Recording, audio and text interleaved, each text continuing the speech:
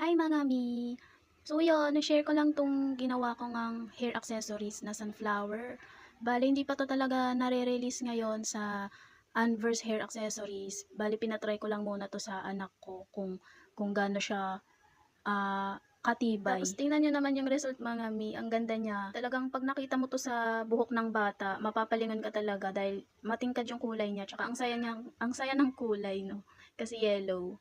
Tapos may palawit pa siya na gawa siya sa mga wooden beads. Mag-open ako ng reservation para dito mga mi, pero mga October ko pa to ilalabas kasi ipapa-approve ko pa to sa designers. Bali siguro bago nila i-approve yan, baka may mga babaguhin lang ako ng kaunti dito sa dangles niya. Hair clip yan mga mi, pares yan pag i-release ko na sa October. Message nyo lang ako mga mi pag gusto nyo magpa-reserve. At sa tingin ko mga mi, pwede siya pang photoshoot kahit sa dalaga or kahit sa adult. No, pwede siyang suotin. Gusto ko nga rin siya sanang suotin pero dapat nakabisa ko pang fairy, ganun.